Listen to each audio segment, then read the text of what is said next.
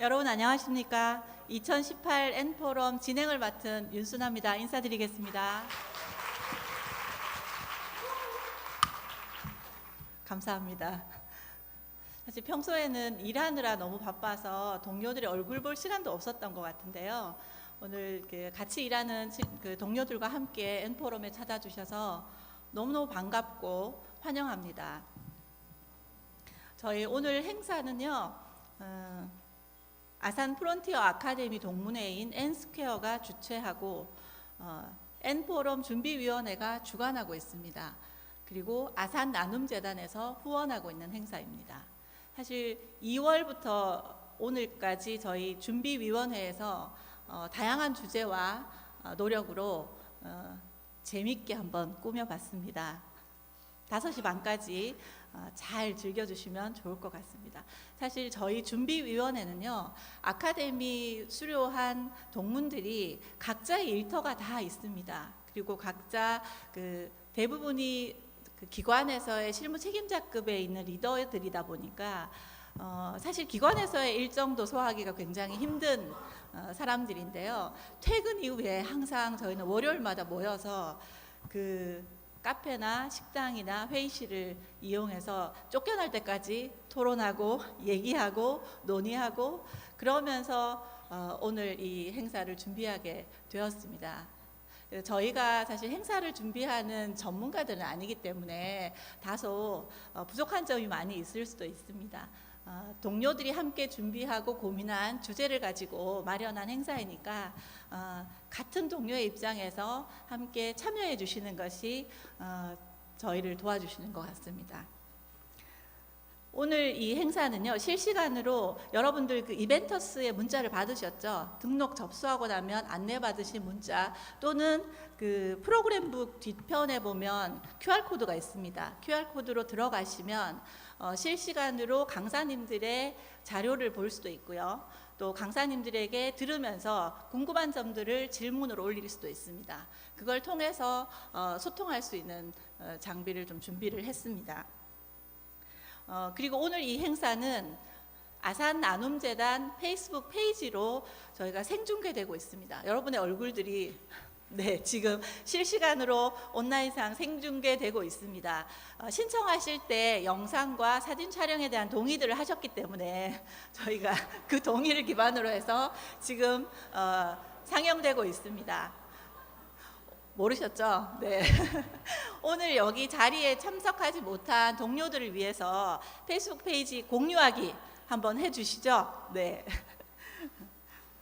감사합니다. 그럼 저희 2018 N포럼의 첫 순서로 너무너무 귀한 분입니다. 저희가 비영리 현장에서 활동가들이 마음껏 주제에 대해서 고민하고 논의하고 준비할 수 있도록 이렇게 마당을 만들어주신 우리 아산 나눔재단 이경숙 이사장님을 모시고 인사 말씀을 청해 듣도록 하겠습니다. 여러분 큰 박수 부탁드립니다.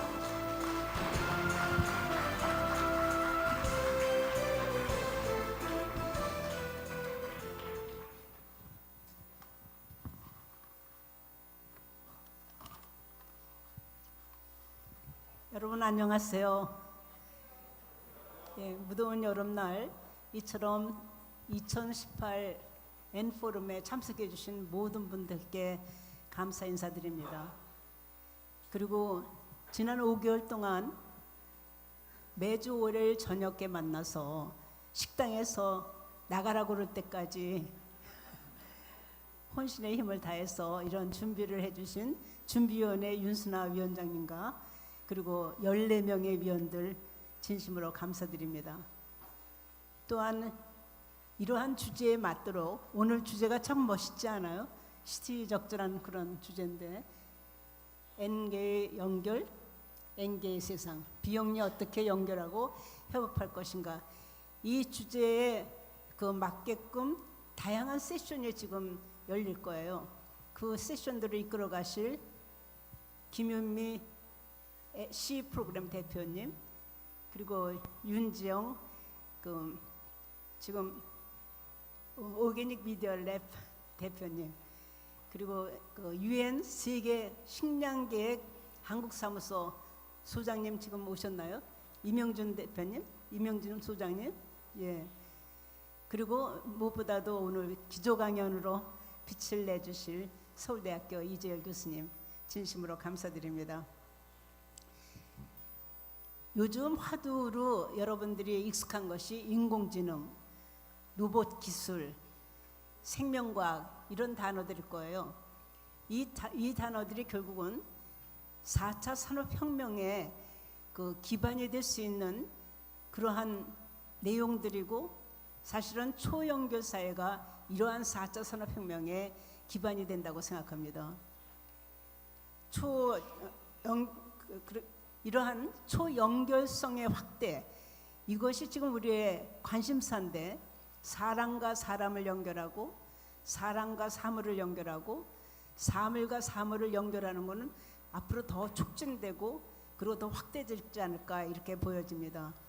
이럴 때 그러면 우리 삶은 이러한 초연결성의 확대 촉진을 인해서 어떤 변화가 올 것인가 상당히 궁금해집니다. 사실 그 변화는 인류가 지금까지 경험하지 못한 획기적인 그런 변화가 일어난 예측만 하지, 아무도 그 내용에 대해서는 자신 있게 이러리라 대답을 못하고 있습니다. 그 이유는 아시다시피 삶의 양식뿐만 아니라 우리 사고방식까지도 전부 변화해야 되는 그런 입장이고, 정치, 경제, 사회, 문화, 아무튼 모든 분야에 있어서 새로운 시도나 실험이 시도될 수 있는 그러한 입장이기 때문에 아무도 예측이 거의 불가능합니다.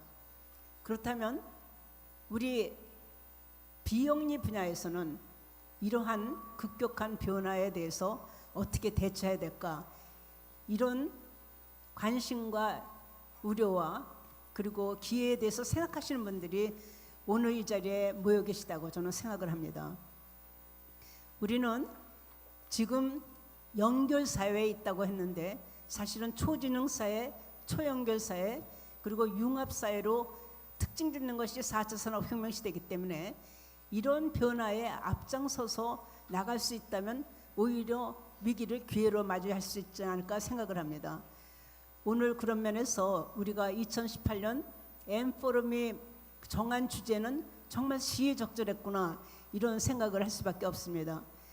사실 앞으로 비영리 분야뿐만 아니라 정부건 기업이건 이런 그 분야들이 서로 연결이 되고, 또한 개인이 연결이 돼서 조직이 되고, 그리고 기술이 활용이 되어서는 그런 새로운 도전을 하고, 이런 여러 가지가 복합적으로 얽히면서 비영리 생태계는 많은 변화를 맞이하게 될 것이고, 또한 영리와 비영리의 경계를 작년에는 거의 없어질 가능성이 있다 이런 주제로 우리가 그 포럼을 했었는데, 이것이 블록체인이라는 새로운 기술 개발로 인해서 현실로 닥쳐오면서 우리가 어떻게 대처해서 활용을 할 것이냐, 그리고 그것을 우리가 생산적으로 더 활용하기 위해서 무엇을 해야 될 것인가 하는 대비를 해야 될 때라고 생각을 합니다.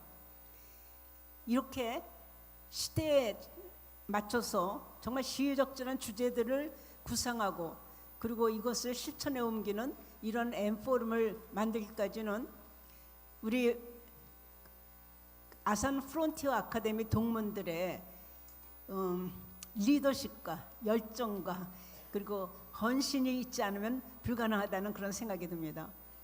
우선 제가 준비하는 과정을 저희 재단 사무실에 와서 일들을 하시기 때문에 지켜볼 수 있는 기회가 있는데, 보면서 몇 가지 감탄하는 게 있어요. 우리가 아산 프론티어 아카데미의 과정 중에 리더십 코스가 있거든요. 근데 어쩌면 6개월 과정을 거치고 나서 5개월 동안을 리더십을 이렇게 실천하는 훈련을 계속해서 하고 계실까 그런 생각이 들고, 또 하나는 이분들이 일을 하시면서 너무 즐겁게 하신다는 거예요. 그리고 모두가 그 합의를 하면서 올 수 있는 정책 결정 과정을 치다보면서 상당히 수평 조직이기 때문에 그 의사소통이 충분히 이루어지는구나 이런 감을 잡아요. 그래서 보니까 4차 산업혁명 시대에 맞는 새로운 리더십 스타일로 이분들이 일을 하고 있구나. 그래서 우리가 바람직한 리더상으로 앞으로 만든다면 이 프론티어 아카데미의 동문들을 쳐다보면 되겠다, 이런 생각을 했거든요. 그리고 또 하나 감탄을 하는 것은 자기의, 사실 이분들이 전부 현장에서 일하는 분들이거든요. 자기 일을 제껴놓고 그 영역을 뛰어넘어서 다른 그 분야까지 잘 모르는 걸 공부까지 해가면서 새로운 그러한 그 어떤 주제를 정하기 위해서 지도를 하는 그 모습이, 그 자세가 정말 창의력 있고 그리고 도전 정신이 있는 기업가 정신을 그대로 발휘하고 있는 모습을 보기 때문에 참 감동을 할 때가 참 많습니다. 아산나눔재단의 비전은 이룰 수 있다고 생각하면, 할 수 있다고 생각하면 이룰 수 있는 세상, 이것이 우리의 비전입니다. 사실 이미 이 아산 프론티어 아카데미 동문들이 이 비전을 달성해가는 그러한 모습을 보면서 참 뿌듯하게 느껴질 때가 많습니다. 우리가 누구든지 개인이건 조직이건 사실은 말하기는 쉬운데 실천하기가 굉장히 힘듭니다. 언행이 일치될 때 신뢰가 가고 그리고 그로 인해서 열매가 있다고 생각을 하는데, 우리 구성원 모두가 아산 프론티어 아카데미 동문들뿐만 아니라 이 자리에 계신 모든 비영리 분야의 그 전문가를 원하시는 분들, 이미 전문성을 갖고 계신 분들이 이러한 기업가 정신을 갖고 어떤 문제를 발굴하고 기회를 포착하고 그리고 나서 문제가 되는 것을 해결하는 해결 능력을 갖추면서 새로운 가치를 창출하는 쪽으로 우리가 역할을 담당한다면, 저는 어떤 시대의 변화가 오고 혁명적인 변화가 온다 하더라도 걱정이 없다, 이런 생각이 듭니다. 그런 의미에서 비영리 분야에 대해서 진심으로 축하드리고 싶은 것은 이렇게 변화에 앞서가면서 대처하고 그리고 새로운 아이디어를 내면서 준비해가는 그런 리더들이 있다는 데에서 정말 축하를 드리고 싶습니다. 오늘 N포럼은 4회째 이제 맞이하는 포럼이거든요. 매년 지켜보지만 한 해 한 해가 그 해에 맞는 그런 주제를 택해서 열띤 토론을 하고, 제일 좋은 것은 여기서 연사들만으로 그냥 강의하고 끝나는 주입식이 아니라 그 청중과 소통하면서, 지금도 이벤너스하고 같이 하잖아요.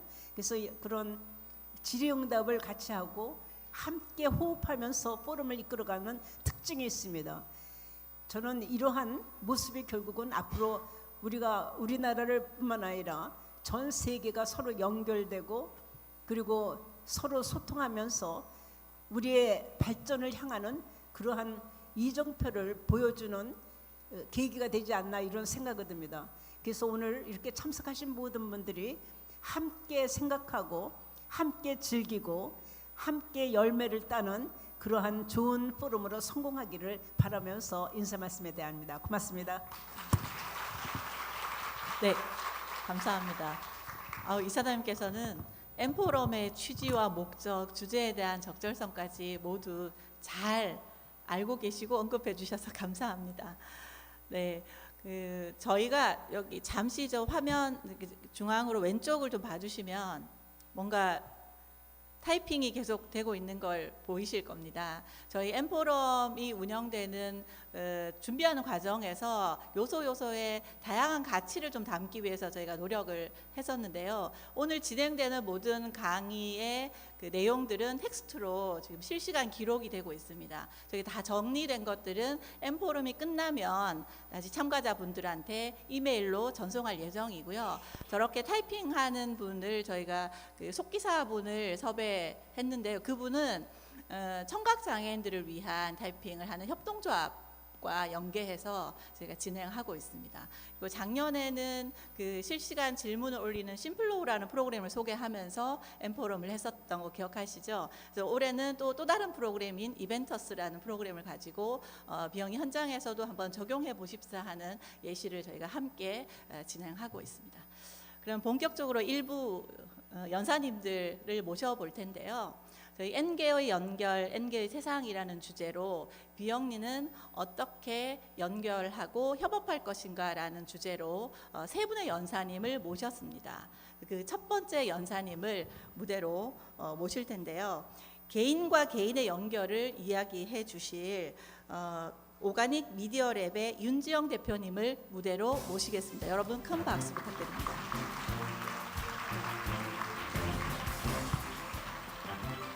네, 여러분 반갑습니다. 오늘 N개 연결, N개의 세상인데 제 관점에서 제목을 바꿔보라고 한다면 N개의 연결, 하나의 세상입니다.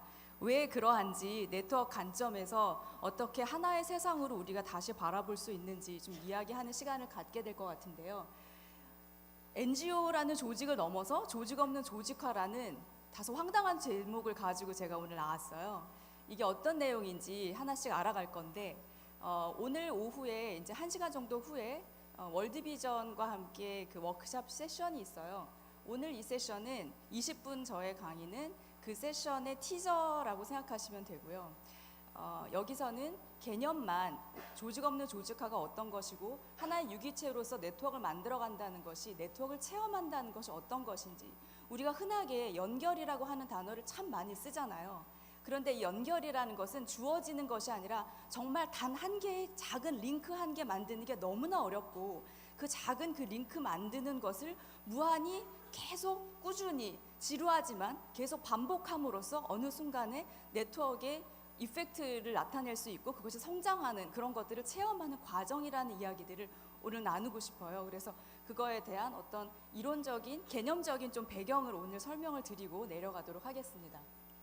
우선 마이크가 굉장히 울리는데 괜찮나요? 네. 제가 5개의 회사를 보여드릴 거예요. 그 회사의 공통점이 뭔지 생각해 주시면 되는데 보통은 제가 마이크를 갖고 좀 뛰어다니는데 오늘 여기서 질문만 드리고 마음속에 생각해 주시면 제가 이어가겠습니다. 아마존, 우버, 테슬라, 샤오미, 심지어 오가닉 미디어 랩이라고 하는 듣도 보도 못한 랩 이름을 같이 지금 올려놨네요. 자, 이 5개 회사의 공통점이 뭘까요? 잠시 10초 정도 생각하시는 시간을 드리겠습니다. 크게 얘기해 주셔도 돼요. 어찌 보면 테키 회사 같기도 한데 오가닉 미디어 랩은 잘 모르겠고, 그렇죠? 아마존은 셀러와 바이어가 아마존을 위해서 일을 해주는 그런 회사죠. 셀러 바이어 어소시에이트들이 아마존을 위해서 일을 해주고 있고 그 결과 20년에 걸쳐서 지금과 같은 우리가 모두 머릿속에 떠올리는 그런 엄청난 규모의 아마존이 되었습니다. 우버, 테슬라 쭉 마찬가지인데요. 테슬라 광고를 만들거나 마케팅을 하는 전문적인 조직을 갖고 있지 않은 회사죠. 그러나 우리가 테슬라를 다 알고 있고 심지어 팬들이 모여서 한 사람 두 사람씩 테슬라의 광고를 만들고 대신 영업을 해주고 그런 일들을 하고 있죠. 샤오미도 마찬가지죠. 샤오미 미팬들이 이 제품을 대신 팔아주고 애프터 서비스를 어떻게 하는지 그 영업 대리점이 아니라 친구들한테 물어봐서 즉 그것을 추천하고 세일즈한 그 미팬들이 직접 대답해주고 직접 애프터 서비스도 해주고 영업도 하고 심지어 매주 업데이트를 이 서비스 그 회사가 할 수 있도록 테스트를 해주고 기획을 해주고 디자인을 해주는 고객이 직접 그런 역할들을 다 하고 있습니다. 물론 테슬라에서도 마찬가지로 소프트웨어를 테스트해 준다거나 영업을 대신해 준다거나 데이터를 콜렉터해 준다거나 그런 여러 가지 역할들을 고객이 직접 하고 있습니다. 오가닉 미디어 랩도 사실은 마찬가지예요. 아주 전통적인 관점에서 이 조직의 구성원이 누구예요? 라고 보면 저 한 명이에요. 저 한 명이고요. 조금 전통적인 조직에 조금 벗어나서 본다면 조금 다릅니다. 저희는 오가닉 미디어 랩이라는 회사는 세상의 모든 사고를 네트워크 관점으로 전환시키고 어떻게 전환할 것이며 그것을 어떻게 실행할 것인지를 동반하기 위해서 만들어진 회사고요. 여기에서 저희는 이제 오가닉 시리즈라고 해서 오가닉 미디어, 오가닉 비즈니스, 오가닉 마케팅이라고 하는 3개의 이제 시리즈 책이 있고 그거의 이론에 기반해서 어떤 교육이 이루어지고 그 교육된 결과를 가지고 직접 현장에서 실험하고 적용할 수 있도록 그렇게 동반하는 역할들을 하는데 그렇게 해서 만들어진 것이 실험실의 네트워크입니다. 저희는 사실은 여기 맨 밑에 있는 거고요. 저희가 열고 있는 교육과정과 그다음에 책, 뭐 이러한 이론적인 배경을 기반으로 해서 한 사람 한 사람씩 저희와 함께 생각을 같이 하고 네트워크 사고로 전환된 분들이 자기 회사에 가서 실험실을 차리고, 그것이 전통적인 기업이든 스타트업이든 네트워크 기반의 사고로 전환한다라고 하는 것은 말은 너무 쉬워요. 연결 좋죠. 네트워크 갑니다. 하지만 실제로 지금 당장 너의 네트워크가 무엇이고 어떻게 갈 것인가를 생각한다면 막막하죠. 이 모든 과정들이 사실 네트워크가 그렇게 기존에 우리가 사고해오던 방식이 아니기 때문일 거예요. 그래서 각각 실험실을 차리고, 이 실험실을 차리기 위해서 월드비전과 같은 전통적인 회사가 그 회사 내에서 실험실을 차리려면 많은 과정들이 필요하겠죠. 하지만 저희가 제안서를 쓰지 않고 직접 저희와 함께 일하는 이 고객들이 회사를 설득하고 실험실을 만들고 이것들을 전파하고 이 자리에 와서 교육을 진행하고 이러한 많은 역할들을 함께 하고 있습니다. 그래서 오가닉 미디어 랩은 실험실의 이 네트워크가 바로 랩이다라는 관점을 가지고 있는데요. 이 네트워크가 사실은 저희 조직인 거죠. 지금까지 보셨던 5개의 기업은 한마디로 공통점이 뭘까라고 정의한다면 고객이 직원인 회사입니다. 고객이 직원이라는 뜻은 단순히 고객이 우리 바이럴을 좀 해주고 후원자를 조금 추천해서 데려오고 하는 역할을 한다는 것이 아니라 실제로 고객이 직원 될 수 있도록 안쪽과 바깥쪽에 경계가 없는 것을 말합니다. 경계를 넘어서, 그러니까 조직도가 가지고 있는 경계를 넘어서 고객이 어떻게 직원 될 수 있도록 만들까? 그것이 어쩌면 오늘의 본격적인 이야기일 수도 모르겠어요. 여기에서는 경계를 넘어서, 조직이라는 경계를 넘어서 네트워크가 고객과 함께 네트워크를 만들어갈 때에 그 네트워크가 곧 조직이라는 관점을 여러분과 함께 나누기 위해서 본격적인 이야기를 시작하겠습니다. 그렇다면 우리 고객이 직원인 세상에서 조직을 어떻게 정의할 수 있을까요? 조직이라는 게 뭐예요? 조직이 뭐죠? 과거의 조직은 이렇게 생겼죠. 구조는 하이라키입니다. 우리가 머릿속에 떠오르는 그 조직도 있잖아요. 그렇죠? 그래서 맨 밑에 말단 사원에서 시작해서 과장 되고 팀장 달고 부장님 되고 이렇게 올라가죠. 이러한 위와 아래가 존재하는 그런 조직도가 사실은 위계 질서를 가지고 있는 것이 기본적인 우리가 머릿속에 떠올리는 조직이고, 왜 이것이 조직이 되었느냐, 지금까지 연결이라는 것이 화두가 되지 않았던 아주 오랫동안 이 사회가 발전하면서 이러한 과정을 통해서 가치를 생산하고 공유하고 유통시키는 데에 훨씬 더 효율적이기 때문에 이러한 조직이 수백 년 동안 우리를 지배해 온 거죠. 의사결정은 어떻게 되나요? 거꾸로죠. 위에서 결정합니다. 그래서 팀장님이 결정해 주시고 사장님이 결정하는 것이 의사결정 구조죠. 커뮤니케이션 어떻게 하나요? 정보가 많이 분산되고 나뉘면 권력도 분산되기 때문에 커뮤니케이션은 반드시 필요한 사람들 중심으로 굉장히 내로우하게 이루어집니다. 그 결과 보상은 주로 연봉으로 받게 되죠. 우리도 그렇죠. 이 조직이 왜 제가 과거의 조직이라고 말을 하느냐, 연결된 세상에서, 그러니까 연결이 지배하는 세상에서의 조직은 조직이 없지만 조직화될 수 있는, 즉 조직의 경계를 넘어서서 조직화할 수 있는 그 능력, 그것이 곧 조직이다. 그래서 우리가 관점을 우리 조직은 여기에 있고 우리 단체는 여기 있고 후원자는 저기에 있어서 그 후원자에게 어떻게 접근할 거고 후원자를 어떻게 설득할 것인가에 대한 개념을 넘어서서 어떻게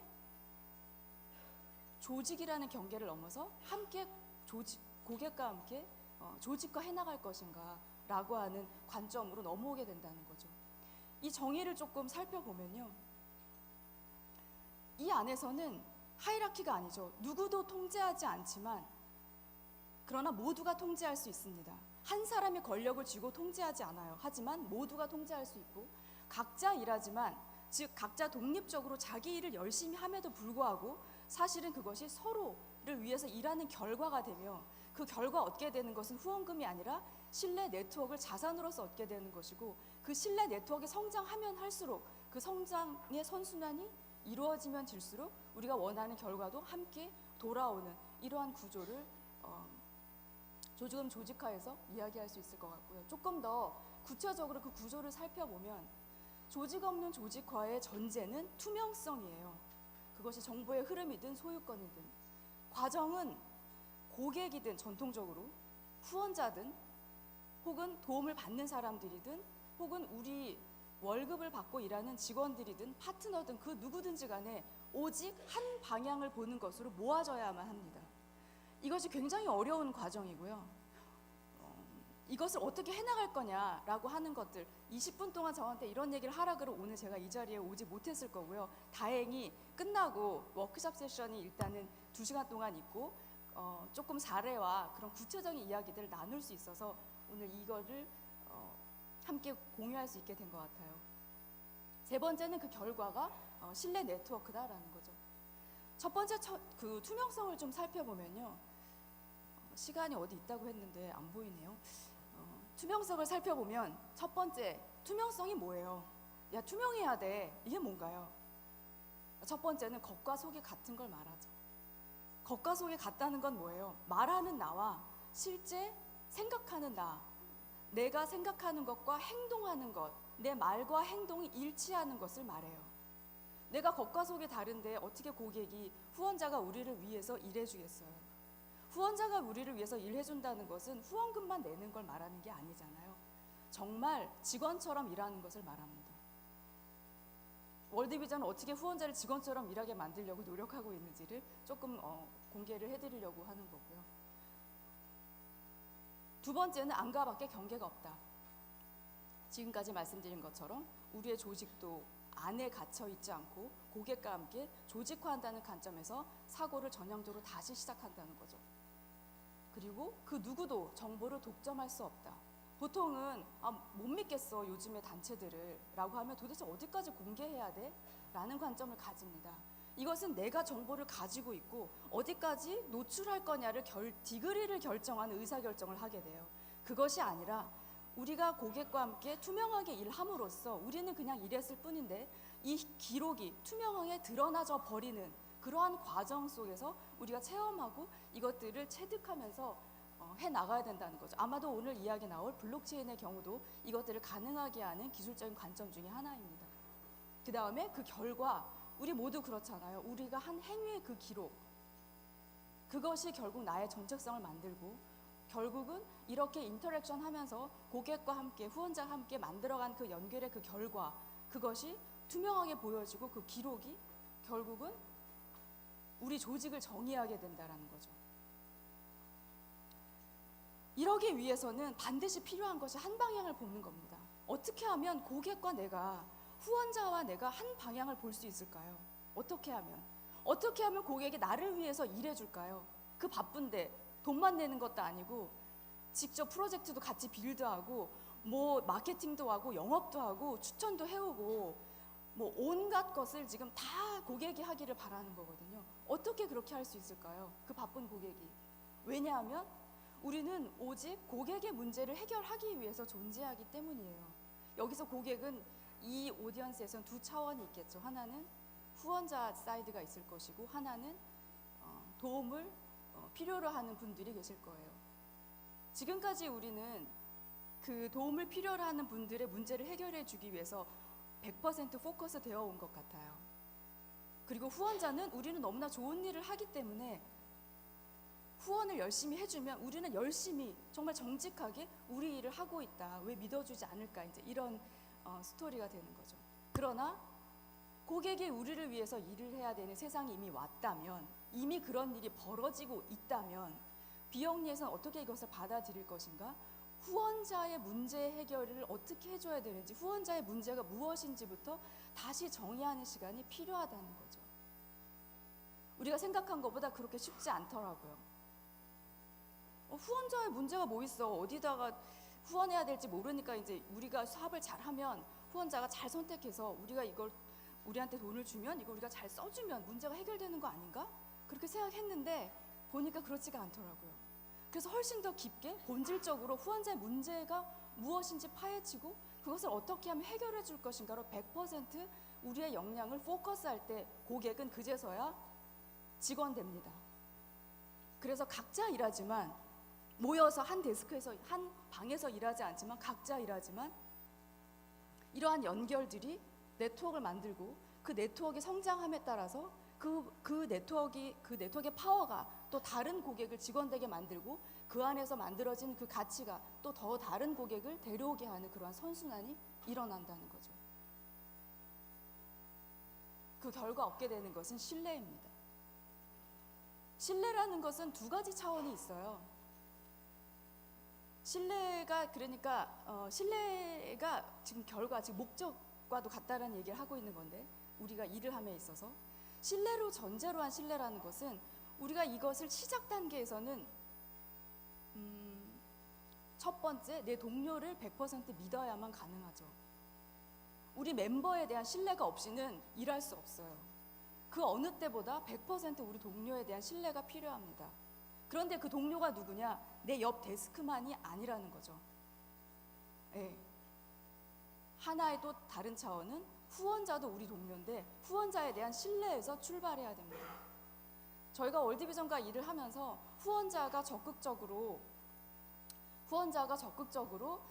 참여할 수 있도록 해야 된다고 했을 때 전문가는 우린데 후원자가 어떻게 적극적으로 참여해요?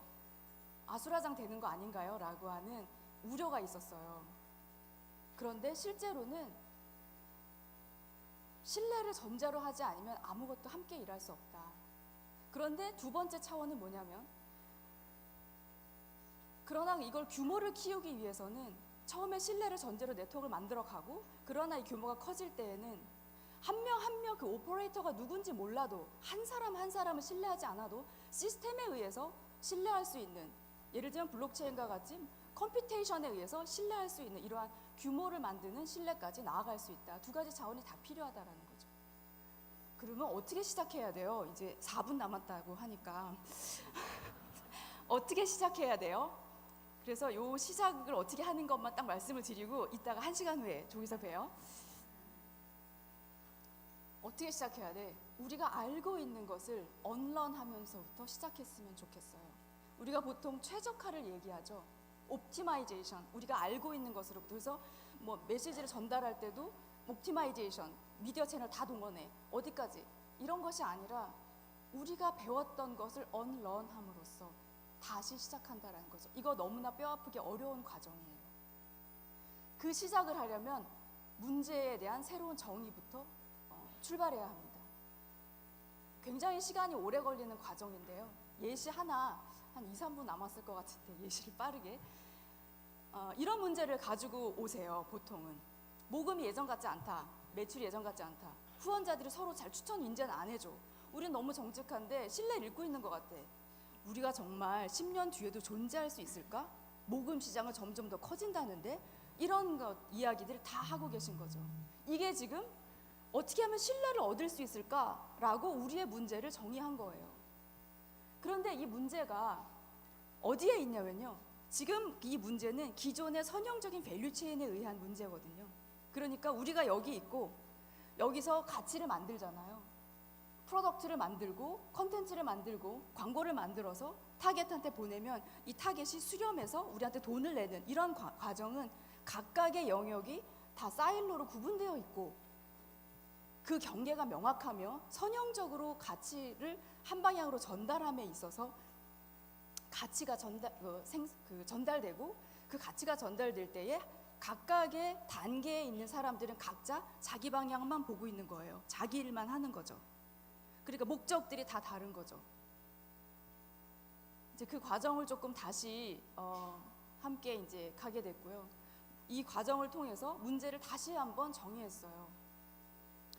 이게 이제 그럼 후원자는 무슨 가치를 찾고 있는 거지? 우리는 이 위에 있는 이 밸류, 이건 잘하고 있어.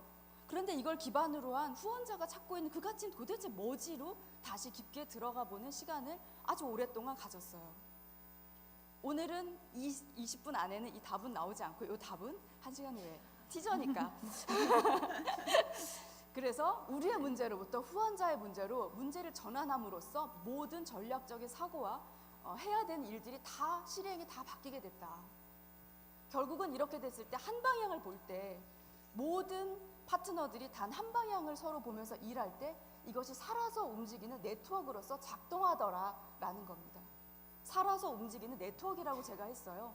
조직 없는 조직화의 정의입니다. 경계가 없고 관계를 만들기 때문에 살아서 진화하는 이 네트워크 자체가 바로 조직 없는 조직화이며 우리가 가야 되는 네트워크, 고객과 함께 만드는 네트워크라는 거죠. 어떻게 가죠? 한 번에 어떻게 해? 한 번에 안 되죠. 작게, 요만하게, 정말 작게 시작해서 점점 크게. 왜? 작은 검증을 통해서 그 다음 사이클을 가고 그 검증이 다음 사이클을 가게 하는 실험과 배움의 연속만이 이것을 가능하게 한다는 거예요. 왜? 우리가 배운 것으로부터 언런하는 유일한 방법은 직접 해보는 거거든요. 어디서부터 하죠? 작게 하면 됩니다. 여러분들이 상상하시는 것보다 훨씬 더 작게요. 작게 시작해서 배움의 사이클을 가고요. 계속 검증해가면서 다음 사이클을 점점 크게 갑니다. 그러면 물어보죠. 가다 보면 실패할 수도 있는 거 아니에요? 실험해봤는데 검증해보니까 그 방향이 아닐 수도 있잖아요. 이것이 실험 과정, 배움의 과정이라 생각해서 진행한다면 실패란 없다. 무엇을 배웠느냐가 다음을 성장시키는 과정이다 라는 겁니다. 지금 말씀드렸던 이런 그 조직에 대한 이야기는 결국은 우리가 만드는 가치가 네트워크에 있다라는 관점의 전에서 시작하고 이것을 하다 보니까 작게 점점 크게와 같이 우리가 일하는 프로세스, 협업하는 프로세스가 바뀔 수밖에 없다. 선형적으로 우리가 모든 가치를 만들어 놓고 일방향으로 저기 있는 고객을 위해서 전달하는 것이 아니라 하나씩 검증해가는 연쇄적인 이터레이션일 수밖에 없다. 그 결과 조직은 변할 수밖에 없고 이 세 개의 폴이 함께 선순환으로 이루어져야지만 우리가 원하는 네트워크적인 사고로 함께 나아갈 수 있는 기반이 마련된다. 근데 이런 강의는 다 필요 없고 네트워크는 체득이기 때문에 직접 해봐야 된다. 이게 결론입니다. 그래서 어떻게 하고 있는지 직접 체험하고 있는 사람들을 이따 만나실 거고요. 이 한 사람 한 사람이 변화하는 걸 제가 보면서 그러니까 네트워크 사고로 전환해서 저희 용어로는 강을 건너 왔다는 표현을 쓰는데 그걸 하면서 우리가 조직을 변화시키려고 그러면 변화하지 않아요. 하지만 저희가 너무나 놀랐던 거는 몇 년 동안 한 사람 한 사람이 변화하면 그 한 사람이 조직을 변화시키는데 그 사람이 사장님이 아님에도 불구하고 엄청난 파워가 있다는 걸 제가 알았어요. 저희의 배움이었어요. 그래서 여러분 여기 앉아 계신 한 사람 한 사람 나 너무 미약해 그것이 아니라 여러분이 무엇을 하고 어떻게 사고 어떻게 실행하고 그 무엇을 배워서 어떻게 전염시키냐에 따라서 그 조직 전체가 변할 수 있다는 확신과 신념을 가지시고 함께 나아가시기 바라겠습니다. 세 개의 책을 이어서 읽기 바라면서 마치겠습니다. 감사합니다. 네. 윤지영 대표님은요, 사실 저희가 지난해 포럼에서 모시려고 부단히 노력했으나 그때는 저희 현장이 그만큼 무르익지 않았다는 생각이 좀 들었고요. 올해 1년을 기다려서 드디어 올해 뵙게 돼서 너무 반갑고요. 말씀하신 것처럼 2부 세션에서 실제로 말씀하셨던 이 조직 없는 조직화의 사례를 통해서 월드비전이 실험하고 있는 다양한 시도들을 여러분과 함께 더 깊이 있게 논의할 수 있는 시간이 있을 겁니다. 그때 기대해 주시고요. 두 번째 연사님을 만나기 전에 잠깐 제가 지금 아산 나눔재단 페이스북 페이지를 통해서 저희 오늘 포럼이 진행되는 것이 생중계된다고 말씀드렸잖아요. 저도 지금 페이스북 페이지를 들어와서 이렇게 공유하기를 했더니 정말 잘 되고 있네요. 잠시 휴대폰을 꺼내셔서 아산 나눔재단 페이지를 검색하셔서 들어오시면 이렇게 실시간으로 영상이 중계되고 있습니다. 친구분들을 위해서 공유하기 한번 눌러주세요. 이것이 바로 연결입니다, 여러분. 네. 여러분이 준비하는 동안 두 번째 여사님을 모시도록 하겠습니다. 사실 연결과 협업이라는 것이 올해 2018 N포럼의 두 가지 키워드입니다. 그래서 이번에는 협업이라는 키워드를 풀어주실 연사님을 모셔볼 텐데요. 사실 우리가 한 번도 어떻게 협업해야 되는지에 대한 정확한 그 일의 방식 그리고 내용에 대해서 배우거나 학습하는 과정이 그렇게 많지 않았다고 생각을 합니다. 저희도 사실 첫 번째 연사님이 말씀하신 조직 없는 조직화를 얘기를 할 때 이게 M포럼 준비위원회가 지난 5개월간 우리가 좌충우돌을 하면서 겪었던 그것이 바로 조직 없는 조직화의 사례일 수도 있겠다라는 생각을 하게 됐습니다. 자, 두 번째, 협업이라는 키워드를 가지고 저희에게 인사이트를 나누어 주실 연사님을 모시겠습니다. 뜻밖의 만남이라는 주제로 강연해 주실 C 프로그램의 엄윤미 대표님을 박수와 함께 모시겠습니다.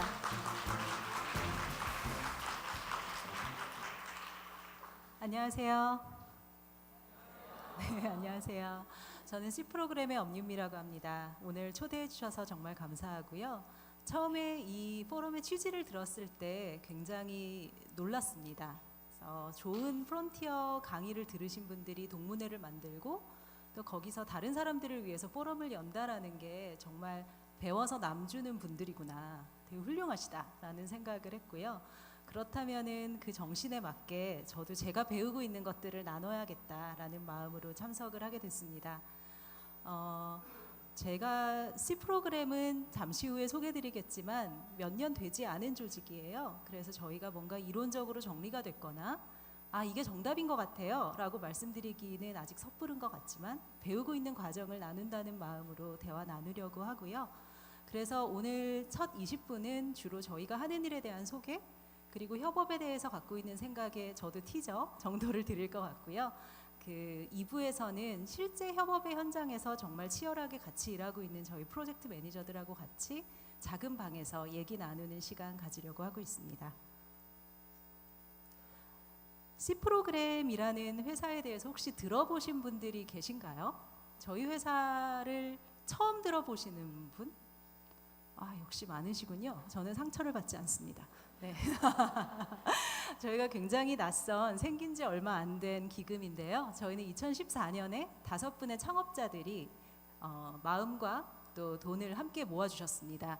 그래서 다음 세대에 기여를 하겠다. 그리고 사회에 기여를 하되 새로운 방식으로 기여하고 싶다라는 마음으로 모아주신 기금으로 설립된 벤처 기부 펀드입니다. 그래서 저희는 2014년 11월에 처음으로 과학자와 탐험가들에게 투자하는 내셔널 지오그래픽 소사이어티, 여러분 내셔널 지오그래픽의 노란 잡지 아마 많이 보셨을 텐데요. 그 잡지 뒤에는 거대한 비영리 조직이 있습니다. 그래서 130년 동안 10,000명이 넘는 우리가 잘 아는 제인구달 같은 분들도 젊은 시절에 첫 그랜트를 받은 곳이 이 재단이고요. 그러니까 기존에 뭔가 본 적이 없거나 뭔가 엉뚱한 탐험을 하거나 연구를 하려는 젊은 과학자들에게 첫 시드 펀딩을 해주는 재단이에요. 그래서 그 재단의 아시아 재단을 세우는 것에 펀딩하는 것을 시작으로 지난 3년 반 정도 저희가 35건 정도의 프로젝트에 투자를 해왔습니다. 그래서 다음 세대의 성장을 위한다라는 미션이 있기 때문에 저희가 이제까지 집중해온 키워드가 플레이와 러닝이고요. 저희는 저희 스스로를 실험에 투자하는 펀드라고 생각을 하고 있습니다. 그래서 조금 더 설명을 드리면 벤처 필란트로피, 벤처 기부라는 사실은 단어 자체를 이 씬에 알려주신 것은 아산나눔 재단이실 거라고 생각을 해요. 파트너십 온이라는 프로그램과 함께 벤처 기부라는 것을 알려주셨는데요. 저희도 비슷한 시기에 시작을 했습니다. 그래서 이게 그냥 아주 긴 연속선이라고 생각하는 것이 가장 쉬울 것 같아요.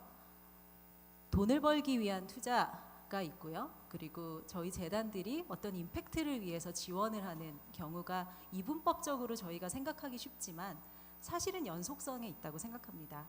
벤처 투자가들도 사실은 돈만을 보기보다는 그 회사가 어떤 문제를 풀고 있는가, 어떤 가치를 전달하고 있는가에 주목을 하면서 투자를 하고 있다면 반대로 점점 재단 쪽에서도 그리고 비영리 쪽에서도 어떻게 하면 지속 가능할까? 어떻게 하면 조금 더 효과적으로 우리가 이 일을 함께 할 수 있을까라는 고민이 생기면서 약간 중간적인 펀드들이 많이 생기고 있는 것 같고요.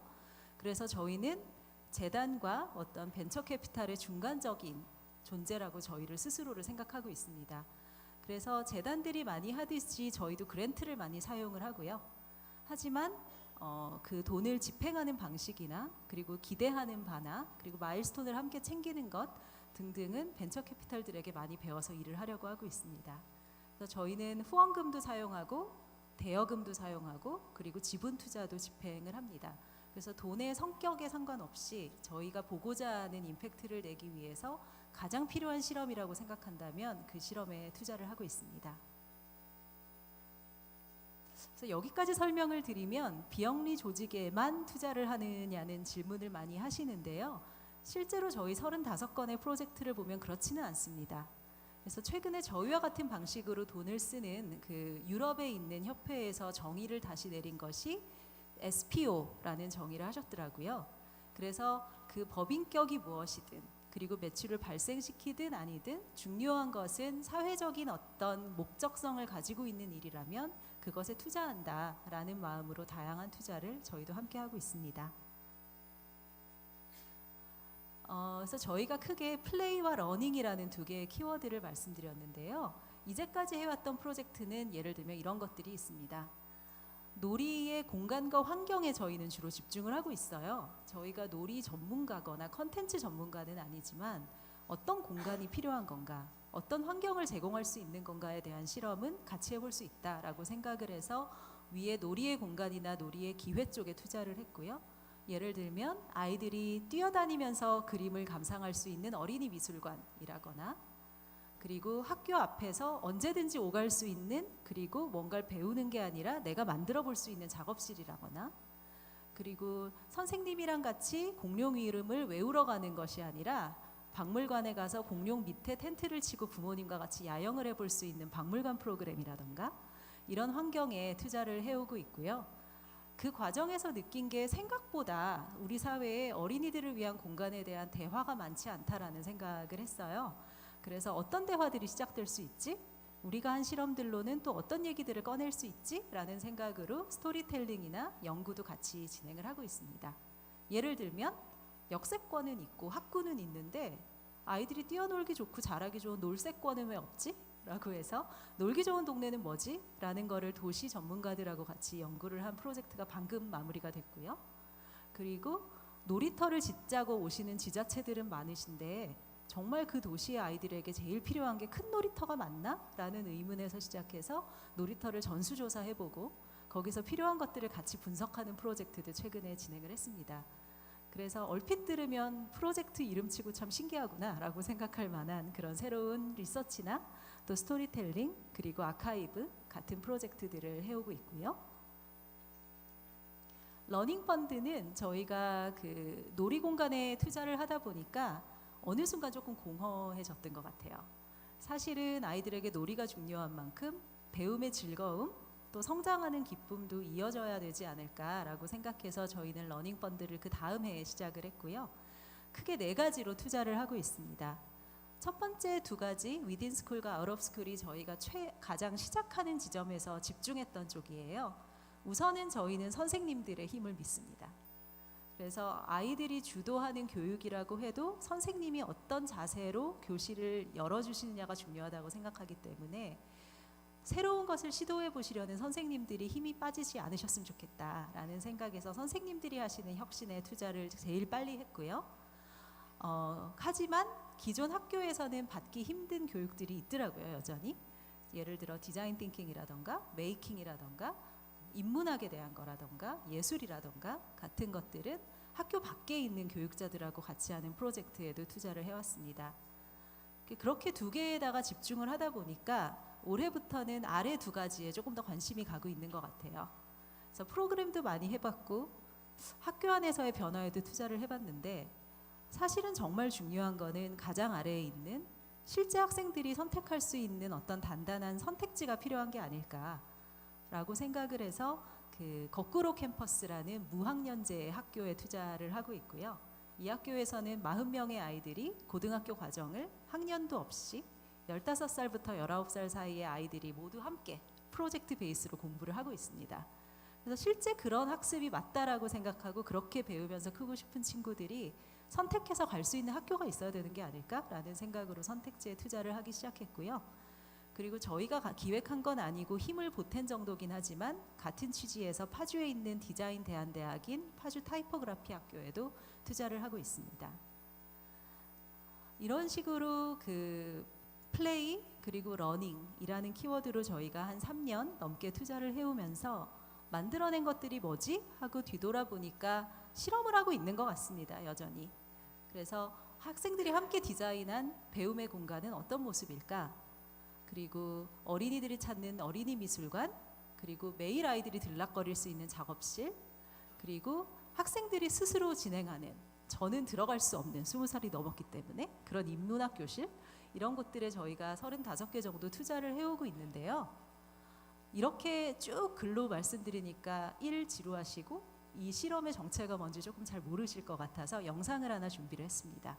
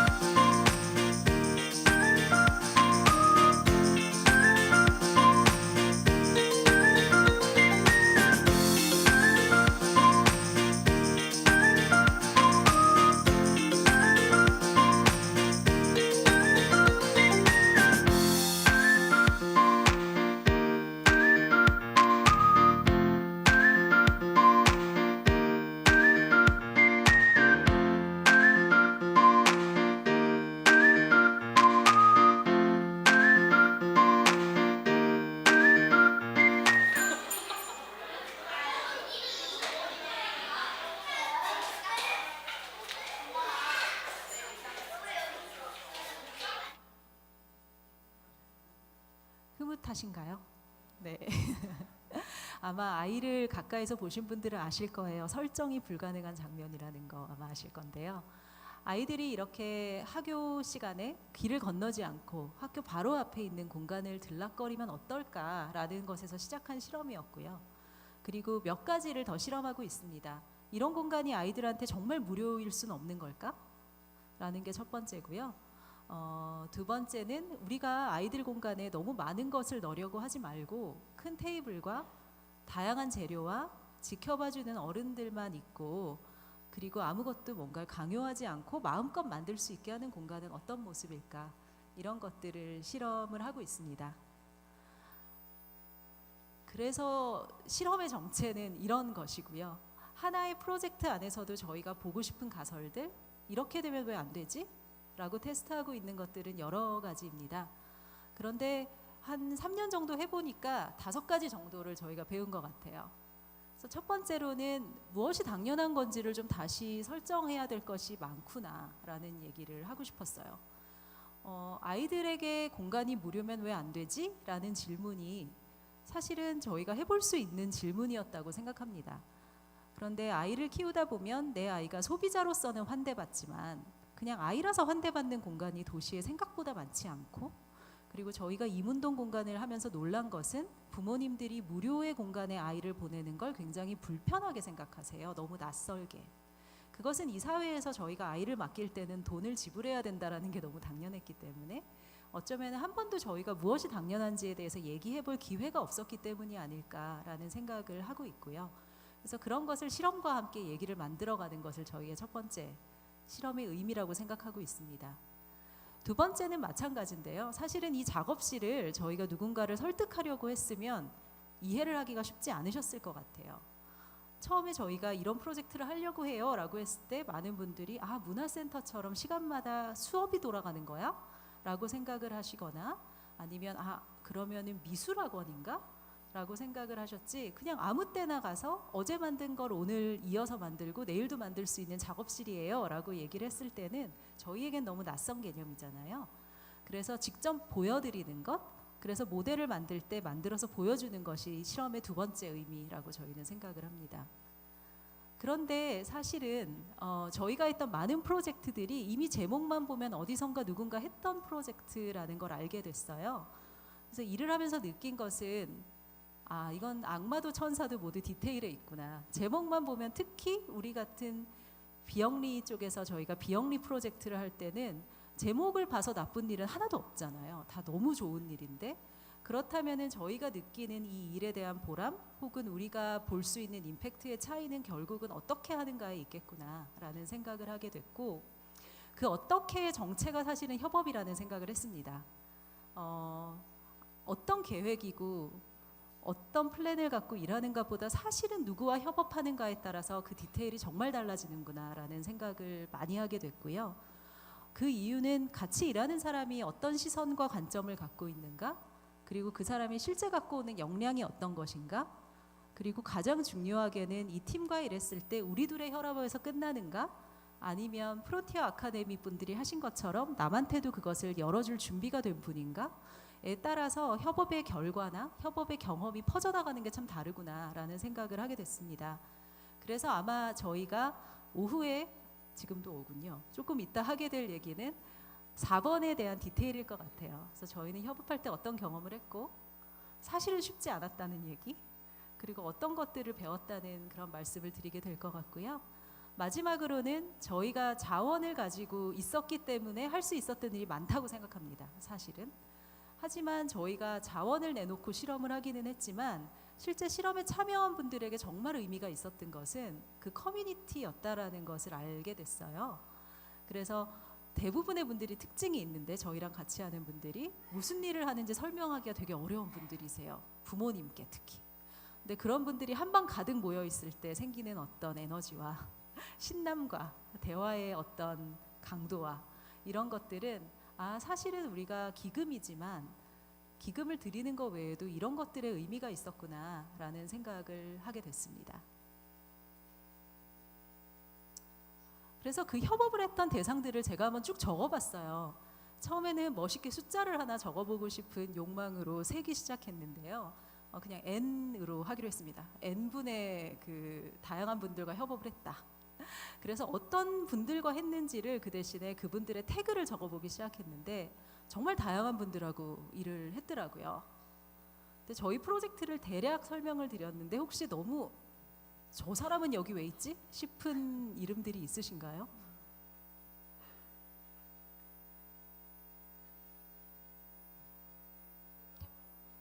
네? 조경 전문가. 조경 전문가, 놀이터를 만들 때 너무 중요한 분들이세요. 또 궁금한 낱말이 보이시나요? 회계사. 회계사, 미술관을 지속하는 데는 미술관의 원장을 보는 일이 사실은 중요합니다. 협동조합이요. 저희가 놀이터를 만들 때 그 동네 분들하고 대화를 나누고 싶었거든요. 근데 주민들의 실체는 존재하지 않잖아요. 그래서 동네에 이미 있는 협동조합의 어머님들하고 대화를 많이 나눴었습니다. 그리고 놀랍게도 디자인 대한대학인 파티는 협동조합이에요.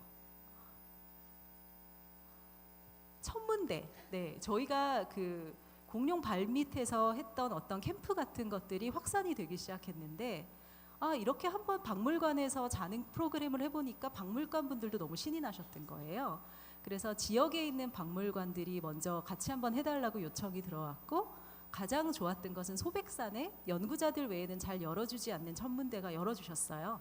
그래서 별에 관심이 있는 어린이들이 가서 학생들이 가서 1박 2일로 별을 보면서 캠프를 하고 돌아왔습니다. 소비자 조사 전문가는 저희가 미술관이 너무 저희가 보기엔 너무 아름다운 어린이 미술관인데 왜 한 번 온 엄마들이 또 안 오는지가 너무 궁금했거든요. 그래서 한 번 왔던 엄마 중에 소비자 전문가가 계시더라고요. 그래서 그 어머니가 그 FGI를 돌려주셨습니다. 그래서 저희가 많은 뼈아픈 정보를 얻게 됐어요. 그래서 때로는 프로젝트 파트너로 바로 만나기도 했고요. 때로는 실험을 하다가 저희가 궁금한 게 있었을 때 그 실험의 지지자가 된 분들과 함께 또 만들기도 했고요. 그렇게 해서 협업의 정말 스펙트럼은 점점 넓어졌던 것 같아요. 그래서 이렇게 다양한 분들과 저희는 뜻밖의 만남을 했고 35개의 프로젝트를 함께 해왔고 아마 앞으로도 더 의외의 낱말들이 많이 들어가지 않을까 생각을 하고 있는데요. 뜻밖의 만남이 가져오는 것은 이런 것들입니다. 예를 들면 아까 사실은 많이 질문들을 해주셔서 대화를 하긴 했는데 이 프로젝트가 무슨 프로젝트인지 이제 아시겠죠? 이 갈색 프로젝트. 아까 소비자 조사 전문가와 회계가 어디에 쓰였는지 말씀드렸잖아요. 미술관 프로젝트입니다. 사실은 이 역량들이 쓰인 것은 어린이 미술관 프로젝트였고요. 요거는 뭐였을까요?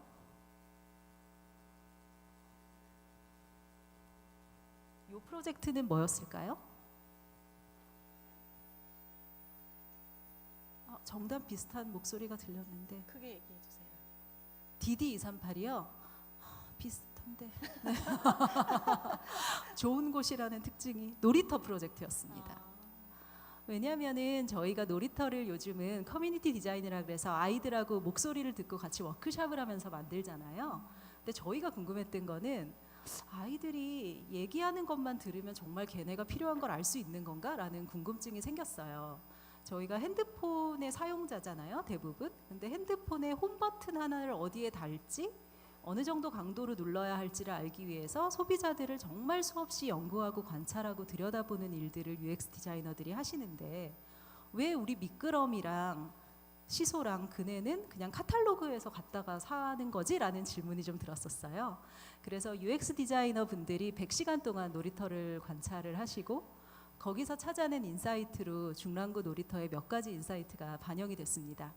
예를 들면 아이들 중에 항상 놀이터에 있지만 끼어들지 못하는 아이들을 위해서는 슬그머니 낄 수 있는 놀이기구가 필요하다거나, 그래서 혼자 타는 그네가 아니라 한 10명이 올라갈 수 있는 그물 그네를 달아봤어요. 그러면은 단짝 친구랑 같이 오지 않은 아이들도 그네에 올라갈 수가 있는 거죠.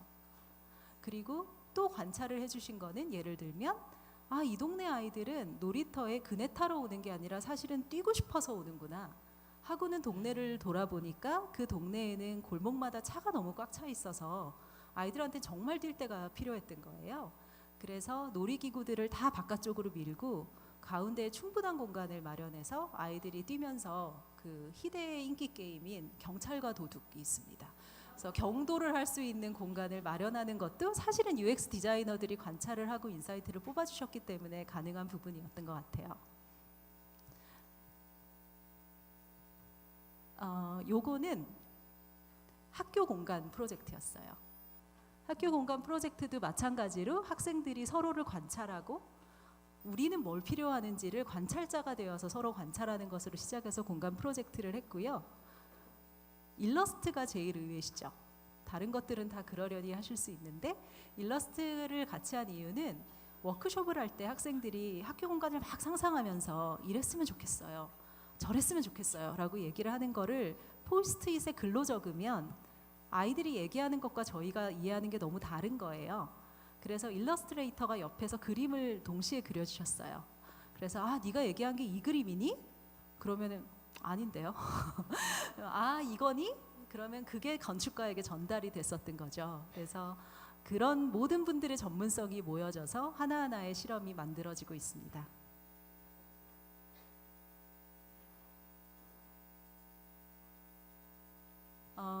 마지막 티저가 될 것 같은데요. 그래서 협업에서 아까 저희가 누구랑 협업하는지가 진짜 중요한 것 같아요 라고 말씀드렸는데 어떤 사람들하고 우리가 협업을 하고 있는가 생각하면 왜 안 돼? 라고 묻는 분들이었던 것 같고요. 그리고 그 질문을 뭔가 행동으로 옮기실 수 있는 역량이 있는 분들이었던 것 같습니다. 그래서 어린이 미술관에서 좀 떠들면 왜 안 돼? 혹은 박물관에서 좀 자면 안 돼? 놀이터를 애들이 만들면 안 돼? 라고 얘기할 수 있는 그런 질문을 던질 수 있고, 그리고 그거에 맞는 프로젝트를 실제 실행하실 수 있는 분들과 협업을 해왔다라는 걸 알게 됐고요. 두 번째는 말씀드렸고, 세 번째가 일러스트와 같은 얘기인 것 같아요. 사실은 그렇게 전혀 다른 전문성이 있는 분들이랑 일을 하다 보니까 UX 디자이너 분들이 일러스트레이터를 초대해 주셨거든요. 그러니까 그 업계에선 너무 당연한 관행이었던 거예요. 소비자의 말을 그려서 얘기한다. 근데 저희가 놀이터를 만들거나 학교 프로젝트를 할 때 너무 낯설었던 거죠. 그래서 그런 도구 상자들을 저희한테도 얻는 그런 기회가 됐었던 것 같습니다. 그래서 아마도 저희가 가장 많이 하게 될 얘기는 4번과 5번에 대한 얘기인 것 같아요. 연결과 협업이 중요하다라는 것들은 우리 모두 사실은 동의할 텐데 연결이 저절로 협업으로 이어지지 않는다라는 얘기, 아까 앞서 발표해 주신 대표님께서도 연결 하나가 만들어지는데 수없이 줄이 그어질 때 줄 하나가 만들어진다는 말씀을 하셨는데요. 만난다고 해서 정말 협업이 바로 이루어지는 걸까? 혹은 좋은 의도를 가진 사람들이 모였다고 해서 협업이 잘 되는 걸까?에 대한 이야기를 좀 나눠보고 싶고요. 마지막으로는 거기에 있어서 중요한 것은 정말 다양한 사람들이 편하게 끼어들 수 있는 어떤 자리를 만들어주는 게 중요한 것 같다. 그래서 다들 쓰는 근육도 다르고 쓰는 언어도 다른데 모두가 편안하게 나의 강점을 여기다가 내놓을 수 있는 그런 테이블을 깔아주는 것이 사실은 협업을 기획하는 사람들에게 가장 중요한 일인 것 같다라는 얘기를 조금 더 깊게 나눠봤으면 좋겠습니다. 그래서 저희에 대한 간단한 소개는 여기까지고요. 사실은 더 많은 얘기들은 다음 세션에서 저희 프로젝트 매니저들과 함께 나누도록 하겠습니다. 들어주셔서 고맙습니다. 네, 엄윤미 대표님의 인사이트 강의 감사드립니다. 저희 점점 더 흥미로워지지 않으신가요? 2부 세션에 대해서. 네, 보통 저희가 이번에 섭외한 연사님들은 사례를 가지고 있는 분들을 엄선해서 몇 차례의 요청을 드리고 좀 사실 다소 귀찮게 해드리는 여러 가지 일련의 과정을 겪으면서 오늘 모셨는데요. 저희 N포럼 또한 지금 실험하고 있는 것 같아요. 작년에 저희가 N포럼을 신청자가 한 800명 정도가 오셨는데 그 중에 참석하신 분이 한 500명 정도였습니다. 그래서 한 300명 정도는 노쇼가 있었던 거죠. 그래서 올해는 정말 듣고 싶은 사람들이 노쇼 없이 본인이 좀 들어올 수 있게 하는 방법이 뭘까를 생각하다가 참가비를 받자 그런 저희가 시도를 하게 됐습니다. 가설을 세운 거죠. 참가비를 과연 했을 때 노쇼가 얼마나 일어날 것인가 저희는 실험하고 있습니다. 오늘 결과는 아마 만족스러운 것 같아요. 지금 저희가 예정된 좌석보다 훨씬 더 많은 좌석이 뒤에 깔려 있습니다. 네. 그리고 또 하나의 실험이 더 있었습니다. 보통은 사전에 접수를 반드시 해야 합니다라고는 하지만 뭐 현장 가서 그냥 아는 척하고 들어가면 되지. 또는 나는 미처 이걸 못했는데 좀 봐주겠지라는 생각에 현장 접수들을 많이 유도하시는데요. 저희는 공식적으로 현장 접수를 받지 않았습니다. 그럼에도 불구하고 아마 오시는 분들이 과연 어느 정도 있을까? 그것 또한 저희에게는 실험의 과정이긴 합니다. 결과는 제가 마칠 때 여러분과 함께 나누도록 하겠습니다.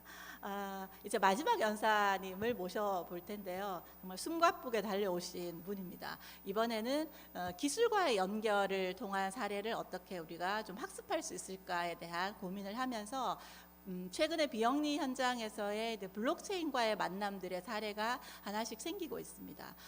덧붙여서 말씀드리면 저희가 모시는 사례의 연사님들은 사실은 보통 사례 발표하면 잘한 것만 얘기를 하잖아요. 근데 저희는 실패하고 고민하고 아직까지 미완성된 것들까지도 다 오픈해서 여러분과 나누려고 하고 있습니다. 그래서 그 사례를 좀 날것의 사례를 진지하게 얘기해 주실 네. 임형준 소장님을 무대 위로 모시겠습니다. UN 세계 식량 계획 한국 사무소 임형준 소장님입니다. 여러분 뜨거운 박수 부탁드립니다. 예, 반갑습니다. WFP UN 세계 식량 계획 임형준 소장입니다. 약간 제가 또 다른 일정이 있어가지고 조금 늦게 해서 여기 주변 관계자들에게 큰 심려를 끼쳐드리게 해서 좀 죄송합니다.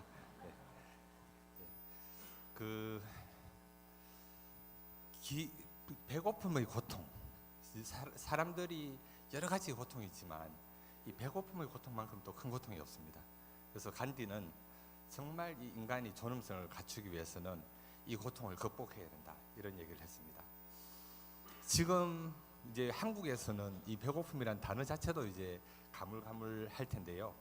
아직도 이 세계 지도를 보면 한쪽에서는 이렇게 먹을 게 넘치지만 비행기 타고 몇 시간만 가면 생지옥에서 살고 있는 그런 사람들이 너무나 많습니다. 저도 20대에 3년 반 동안 한 세계를 80개국을 다녔습니다.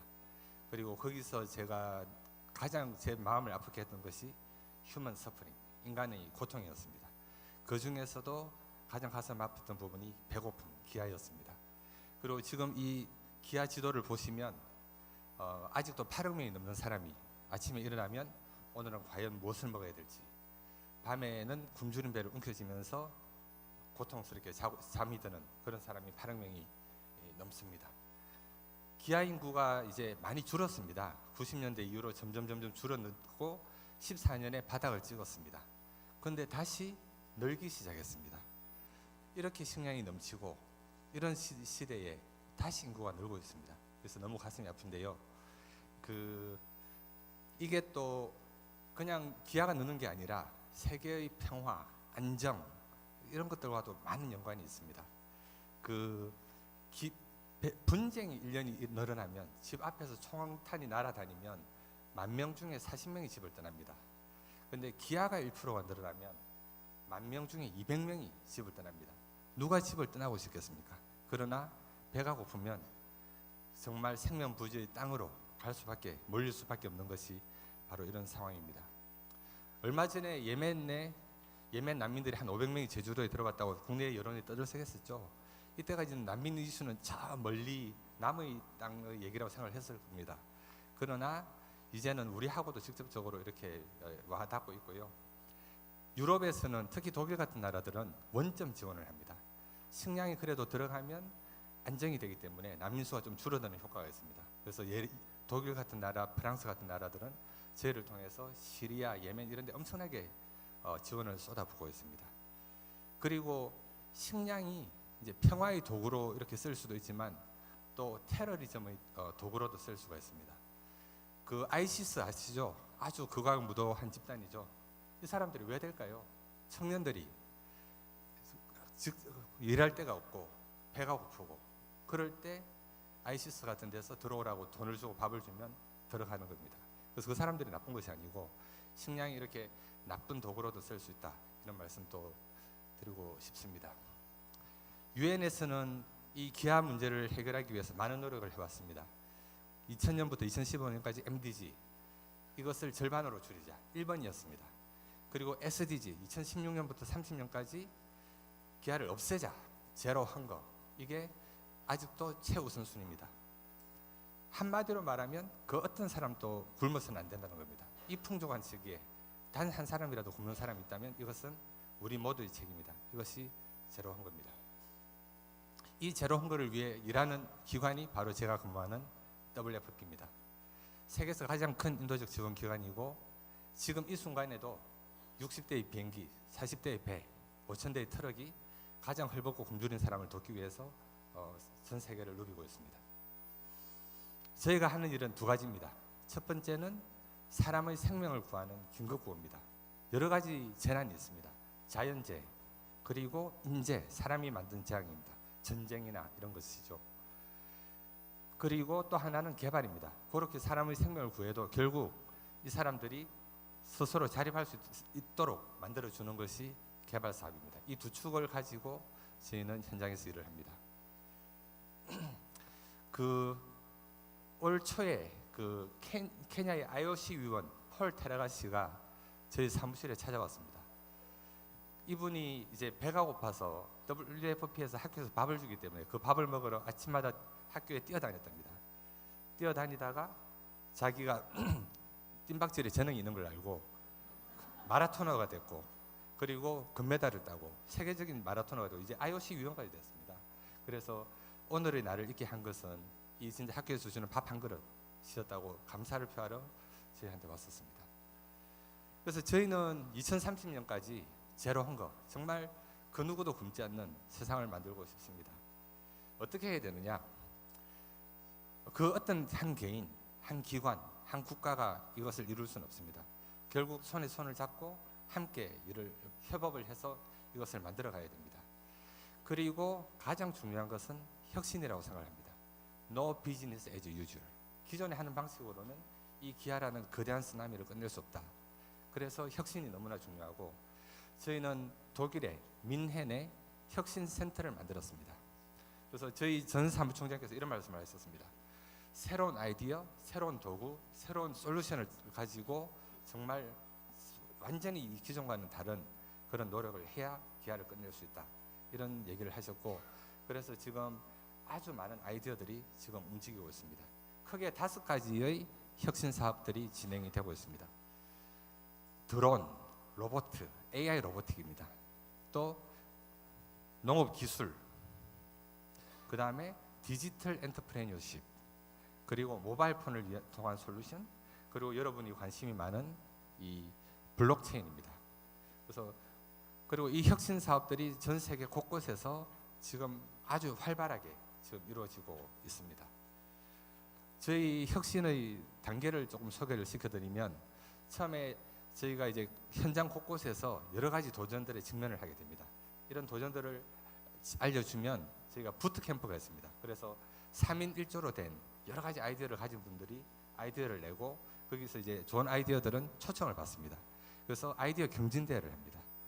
그리고 그때 구글이나 빌 게이츠 파운데이션이나 여러 가지 그런 혁신을 도와주는 기관들이 와가지고 참여를 하고요. 이 아이디어 정말 좋다고 생각하면 확실하게 밀어줍니다. 그리고 이 아이디어가 테스트를 해서 실제로 될 것 같으면 아주 큰 이제 규모로, 대규모로 이제 실시를 하게 되는 겁니다. 그래서 바로 2주 전에 그 독일에서 부트캠프가 있었고요. 여러 팀들이 와가지고 경쟁을 했습니다. 아쉽게도 한국에서는 한 팀도 안 왔다고 들었는데, 여기 계신 분들이 앞으로 다음 부트캠프에는 한번 도전해 보시기 바랍니다. 상금이 10만 불입니다. 그래서 상금도 있고, 여러분의 아이디어가 채택이 되면 정말 수많은 사람들에게 도움을 줄 수 있는 그런 큰 프로젝트가 될 가능성이 있습니다. 그래서 여러분들이 이 세계에 일어나는 여러 가지 도전들을 한번 보시고, 과연 나는 한 개인이지만 이 세계 거대한 문제들에 어떻게 기여를 할 수 있는지 한번 고민을 해보시고 도전을 해보시면 좋겠습니다. 그래서 블록체인에 대해서 이제 이 유엔에서, 그리고 저희 WFP가 어떻게 보면 가장 선두주자인데 어떤 협력을 해왔는지를 보여드리겠습니다. 제가 아까 말씀드린 대로 아이디어가 있고, 이거를 개발을 한 다음에 원형을 만들어서 테스트를 하고 잘 되면 스케일업을 합니다. 지금 블록체인이 이 스케일업의 단계에 와 있습니다. 그 WFP는 100% 자발적 지원을 받는 기관입니다. 어떤 유엔 기구들은 분담금이 있습니다. 그래서 의무적으로 내야 되는 돈이 있는데, 저희는 첫 해 1월 1일은 빵원입니다. 그러나 많은 이제 국가들이 도와줘가지고 예산은 유엔 기구 중에서 제일 큽니다. 연 7조가 넘는데요. 그래서 저희는 자발적 지원금으로 운영을 하기 때문에 효율성이 굉장히 중요합니다. 아주 빠르게 아주 잘 해야 됩니다. 그리고 저희가 1년에 500만 톤의 식량을 움직입니다. 그리고 근데 이제 식량이 없는 데를 갖다 주지만, 식량이 있는데 식량을 갖다 주면 시장이 교란이 되거든요. 그래서 거기서는 접근성이 중요합니다. 식량이 있는데 가난한 사람들이 못 사기 때문에 접근성을 주면 되는 겁니다. 그리고 저희가 1조 이상의 돈을 현금으로 이렇게 접근성을 부여를 하는데, 여기서 저희가 이제 블록체인을 실시를 하게 됩니다. 보통 이제 이런 현금을 주려면 은행하고 많은 협업을 하거든요. 근데 개도국에서 이제 은행하고 협업을 하면 여러 가지 문제들이 생깁니다. 수수료가 상당히 높고요. 그 다음에 리스크가 많습니다. 은행이 파산을 하든지 계약을 파기를 해버리든지 개인정보를 마음대로 유출을 한다든지, 그 다음에 은행들이 그 보고서를 해서 주면 저희가 체크를 하는데 시간이 또 많이 걸립니다. 그리고 컨트롤 하는데도 어렵고요. 속도, 유연성, 여러 가지 문제들이 있습니다.